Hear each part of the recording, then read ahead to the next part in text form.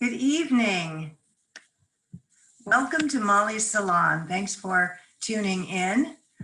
As you can see, I am not Molly Smith, but I get to guest host this evening. I'm Anita Maynard-Losh. I'm the Director of Community Engagement and Senior Artistic Advisor at Arena Stage. This program, Molly hosts each Thursday evening and interviews what she calls innovative thinkers and creative firebrands. I love those terms. Of course, you all know we're living in a critical time in American history with the COVID-19 pandemic and the social justice movement led by Black Lives Matter.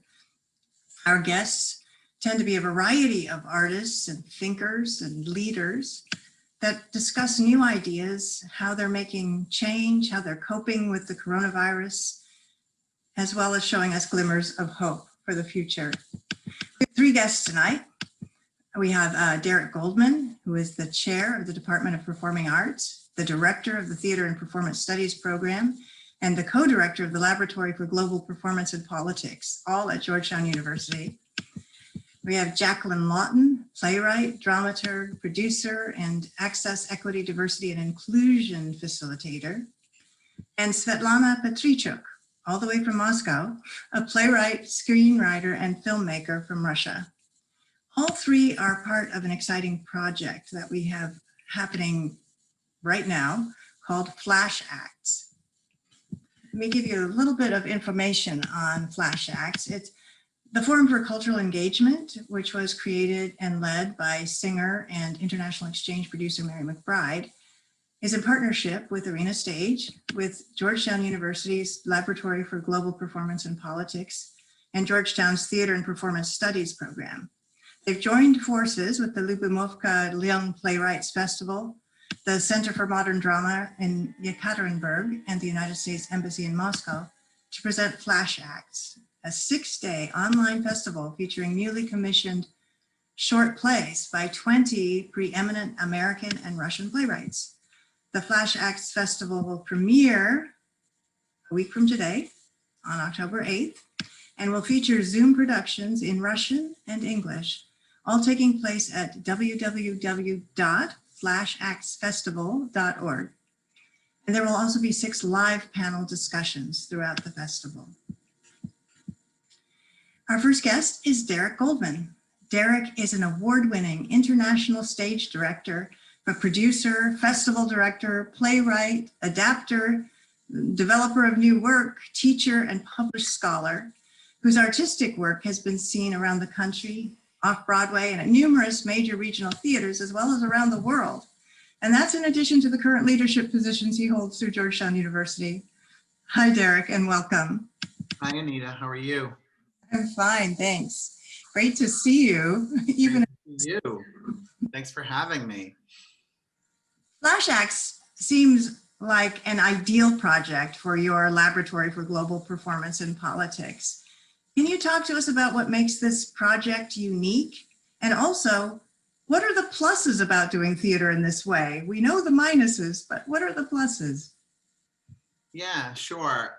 Yeah, I love this project. I think, it goes without saying, this is a pretty challenging and brutal time on so many levels. And this project has been such a source of hope and energy and innovation and it's in so many ways. Yeah, this is a project just to sort of remind people or tell people just some of the sheer facts of it. You have 20 leading playwrights, 10 leading American playwrights, 10 leading Russian playwrights, each assigned to write a 10-minute play for a virtual, a Zoom production, in a sense, around the theme of isolation, and then collaborating with an amazing roster of directors, American and Russian directors, and a group of actors doing that. So in fact, what we have are 40 productions, because there are 20 playwrights and each of the plays is being done in English and in Russian. These amazing playwrights with this prompt of isolation have written these pieces that deal with political issues that deal with kind of personal and psychological, existential kinds of questions that are filled with humor, some cases very dark humor of resilience. So they're beautiful pieces of writing. They're manageable in size, which I think is really, I think one of the things we're all experiencing is like, we're on Zoom hours and hours, that there's something about the beauty of like flash acts, like it's 10 minutes and you get a kind of artistic event that's alive and vibrant. And the most beautiful part of it, it's a collaboration for us. Our mission at the lab is to harness the power of performance to humanize global politics. We have so many shared affinities with Arena as partners and with Forum for Cultural Engagement, this other organization, as partners.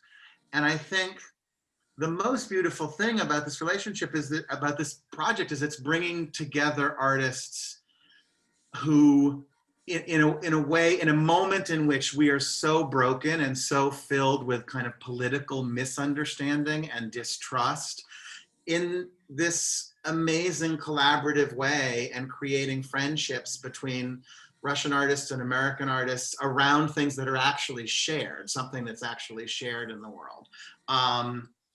So I love the project, and it will be, and it's something that people can both experience the like liveness and immediacy of a 6-day festival, but also sort of like browse at their leisure, like it's going to exist on this web platform where you can kind of continue to come back to it.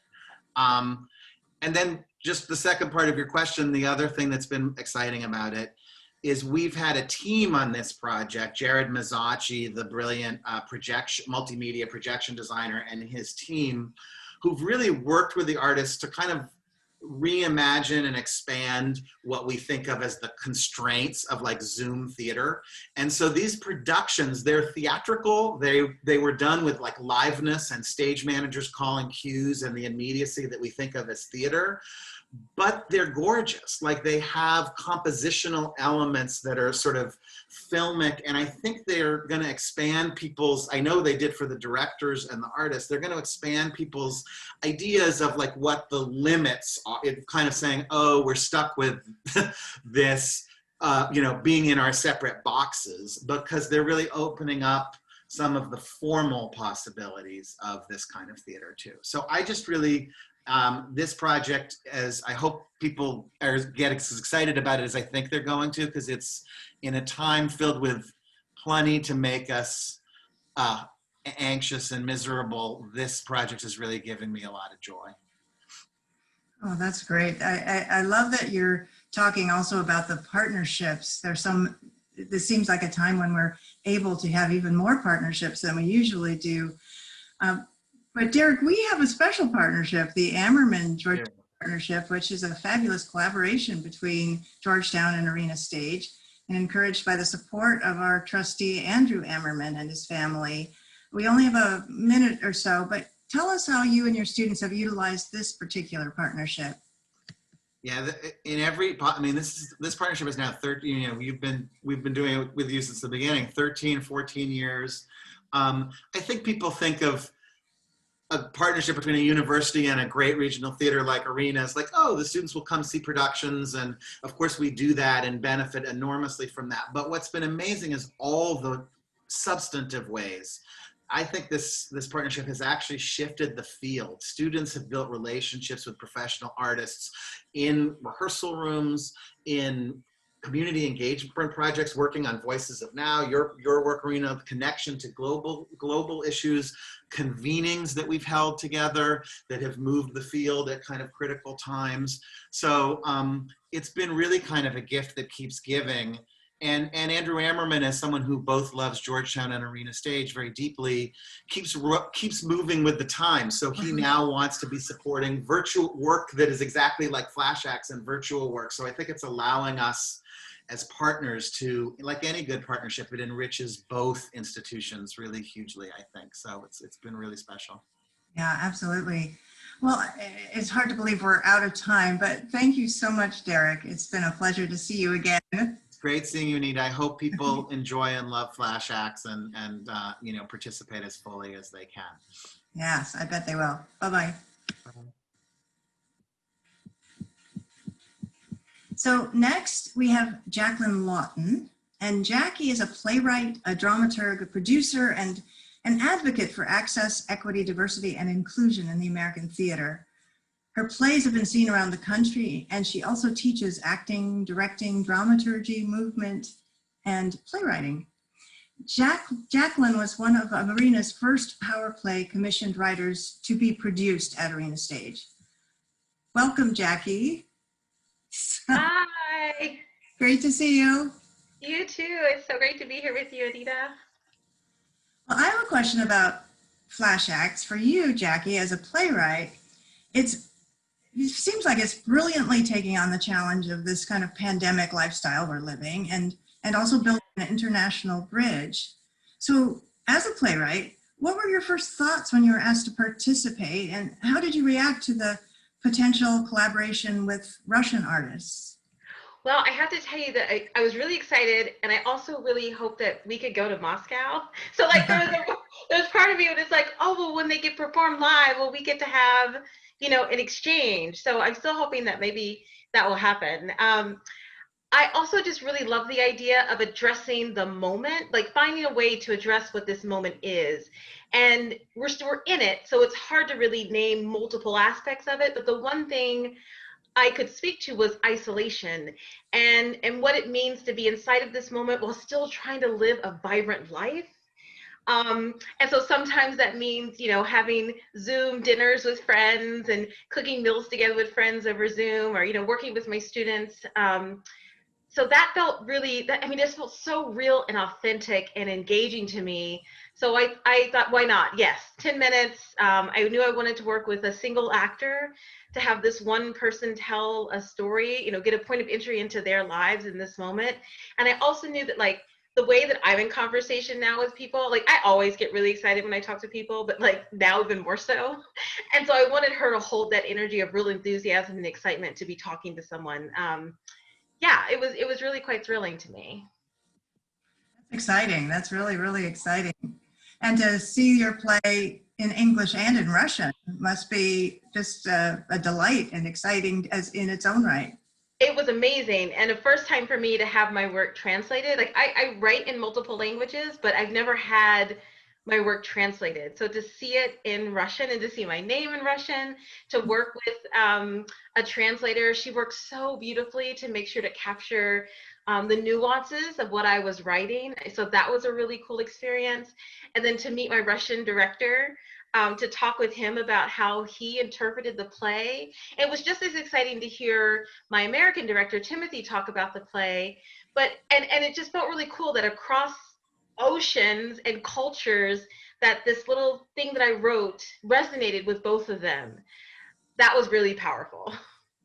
I can't wait to see them in both languages. Yeah. In another way, you've been an advocate for access, equity, diversity, and inclusion for many years, and particularly in the American theater. Mm-hmm. What's happening differently now that more and more people seem to be becoming aware of the systemic problems with racism in our nation? Well, I think what's happening differently and I think we should address why it's happening differently. We've seen multiple Black men and women and people of color being killed, through huge acts of injustice, racialized injustice. But there hasn't been a moment in time where we were allowed to stop our lives and not allow just the hurriedness, the busyness, pull us forward away from this thing that we want to look at and pay attention to. And for the first time, white Americans were paying attention to this moment and could not look away and felt absolutely not, this will not be done in my name. And so you saw a lot of people take to the streets in a really powerful, charged, angry way. And they're still happening. The marches are happening every night. They're no longer on the news, but streets across this nation, there are marches happening, and cities across the world, there are marches happening. In the American theater, what feels different is that there are more artists of color in positions of power. And so when they, as they're leading their theaters, are creating change, they're showing that it can happen. They're showing that it's possible.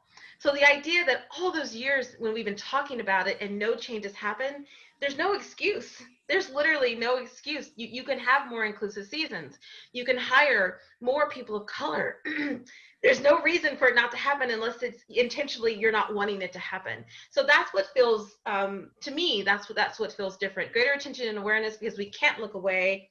And there are more people of color in positions of power to say, yeah, we did it. We made it happen. So you're next. That's great. In these changing times, and we hope changing times. Yeah. What glimmers of hope do you see for the future? What are the things that you hang on to, both as a theater maker, a theater practitioner, and also, just as a human being? Oh, I love this question. So I'm a Capricorn who with an Aquarius rising. So what that means is that my optimism comes with a lot of pragmatism. So there's plans involved with my optimism and hope for the future.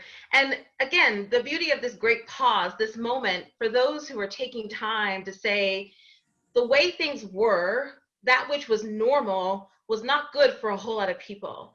And we have time right now in our individual lives and our organizational operations to make change. And it's going to be hard. It's going to seem impossible, this thing we're doing, this new, that's never been done before, create a new path. But I see so many people, so many friends and colleagues are actually doing it. They're actually trying. They're listening deeply to people who they haven't paid attention to before. They're trying to get rid of the sort of vertical leadership models and do more horizontal leadership. So they're listening deeply and up so that all decisions are informed. That feels incredibly hopeful to me. The other thing that feels hopeful is that because we've been on this great pause, nature is revitalizing in a really powerful way. Of course, we see some of the scary ways in which it's happening in terms of the fires in the West, the multiple hurricanes we're exploring. But this summer, for anyone who took their walks, they saw more rabbits, they saw more animals, just out and about because we weren't there, our cars weren't there to scare them away. And that feels, it's very small, right? This idea of the ecology of our world is beginning to thrive because the humans are pausing for a while. I don't know, that just feels, all of that feels very hopeful to me. It feels very optimistic to me. Do you feel that this pause, as you've been calling it, is something that will affect the theater in deep and lasting ways? For those who are taking the time to do it, yes, 100%. And I say that because as a facilitator, I've been working with a number of theaters who are using this moment right now to make structural, systemic changes. They no longer want to think and act the way that they did previously, including getting rid of 10 out of 12s, finding ways to make weekends, finding ways to have time to think, breathe, pause, For those who are interested in engaging in the work, yes, 100%. I do. Not everyone's willing to do it though. No, but I think you're right. The kinds of changes that I know that have been asked or brought up by BIPOC artists are changes that actually benefit everybody, and everyone. It's an opportunity for us to kind of remake our systems and make them humane and for everyone. And you think that'll happen? I do. I think it'll happen for the theaters that intend to do it, the theaters that are working on it. We know that there are several theaters that are turning their backs, their eyes are closed, they're not interested. More theaters that I'm engaged with are doing it. They're doing the work necessary. And I have a lot of hope for them. For those, I also have a lot of hope that people will have an understanding that coming together in community around art is essential. So we're going to have our donors come back. We're going to have our new patrons come back because the theater they're doing is different now. They suddenly see themselves. So I've got a lot of positivity around, what's next. That's great. I'm so happy to talk to you, Jackie. We're out of time now, but it's a pleasure to see you again. And you too. We'll look forward to the time when we can actually be in the same space together. Yes. Thank you so much for having me. Thank you. Bye-bye. Bye. So our next guest is Svetlana Petriichuk. And Svetlana is a playwright, a screenwriter, and filmmaker. She started her professional career in documentary film and began to write for the stage in 2018. She holds a master's in international journalism and studied directing at the School of Performing Art in Moscow.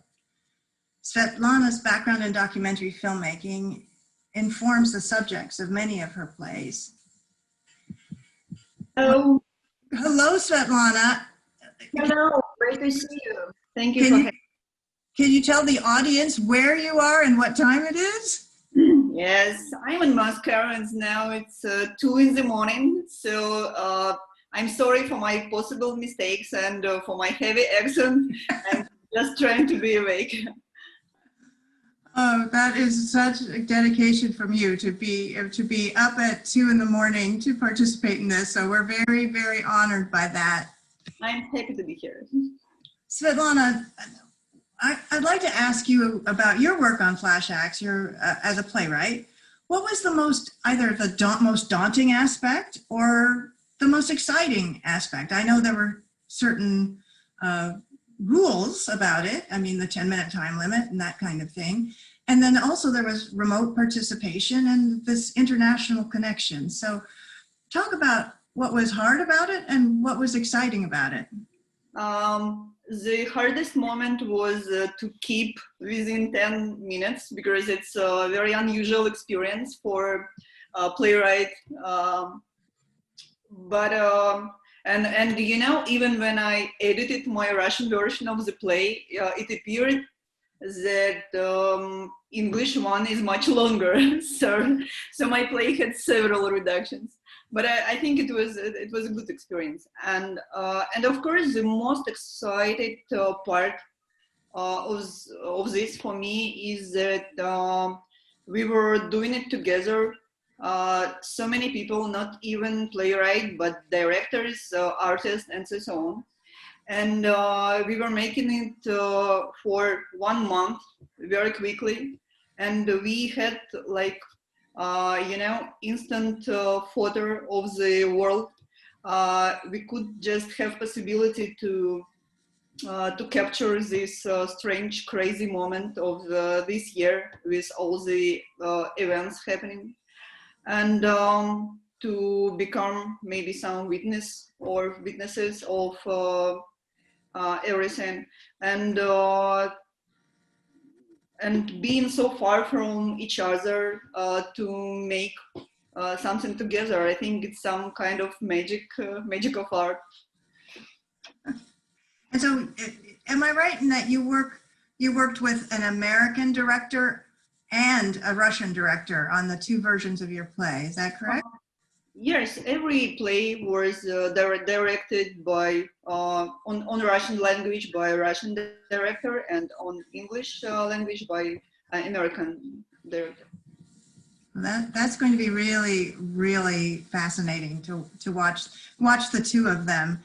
Yes, I'm excited. I told everyone that I'm not intended to see it in advance. I want to be on air, and I'm excited. And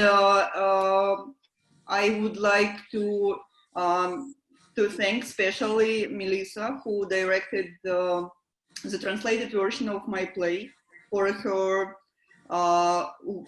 work together full of respect with all the understanding of the small moments I wanted to be there. So I'm so much happy to meet her. Oh, that's really nice. You know, I'm very interested that you come from a documentary background. I'm wondering that, you know, when you look around the world today and all of the issues that we're all dealing with or encountering, are there specific issues that you are interested in addressing through a documentary as a documentarian? You know, the documentary theater is the area of my interest because most of my plays are nonfiction, and my background of documentary screenwriter and filmmaking. It influenced not only on stories, on subjects of my plays, but also on my working method. because usually started to thinking over some play. I spend weeks, sometimes months in making some research, reading some documents, forums, and so on. And even in this play, I wouldn't like to tell more about plot and everything, but I also spend some weeks on some special internet sites. You will see. That's very intriguing, Svetlana. Yes, my special internet sites. Yes. Yes, you will see. Okay. Was it different working with an American director or a Russian director? I mean, are there differences in the directing styles of the American and Russian directors that you worked with? You know, it was my first experience of being presented or translated abroad. So I cannot say I have a lot of, how to say, experience to compare. But I was so much excited